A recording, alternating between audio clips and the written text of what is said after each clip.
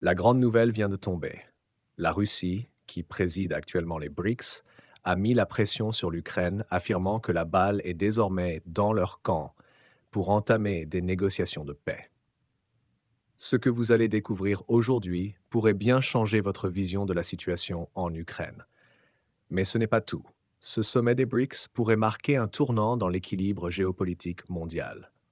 Abonnez-vous dès maintenant pour ne rien manquer des analyses futures, car les prochaines semaines seront cruciales.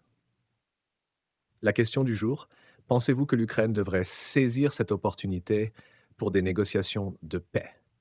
Les récentes déclarations de Vladimir Poutine à l'issue du sommet des BRICS à Kazan, en Russie, sont venues raviver les tensions internationales autour du conflit en Ukraine. Lors d'une conférence de presse très attendue, le président russe a affirmé une nouvelle fois que la Russie est prête pour des négociations de paix, mais que celles-ci dépendent désormais du régime de Kiev. La balle est dans leur camp, a-t-il martelé, ajoutant que le gouvernement ukrainien ne semble pas prêt à s'engager dans ce processus.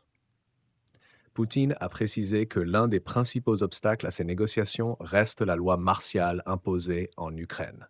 En effet, selon les règles constitutionnelles du pays, l'ouverture de pourparlers de paix entraînerait nécessairement la levée de cette loi et par conséquent l'organisation d'élections présidentielles.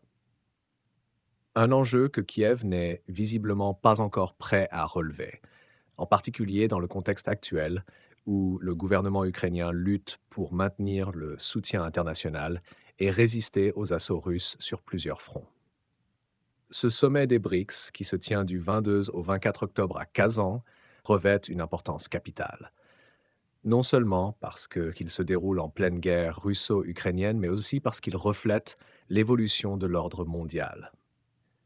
Depuis sa création en 2006, les BRICS, qui regroupent désormais 11 pays après l'adhésion récente de l'Égypte, de l'Éthiopie, de l'Iran, des Émirats arabes unis et de l'Arabie saoudite, représentent une alternative de plus en plus visible aux institutions dominées par l'Occident.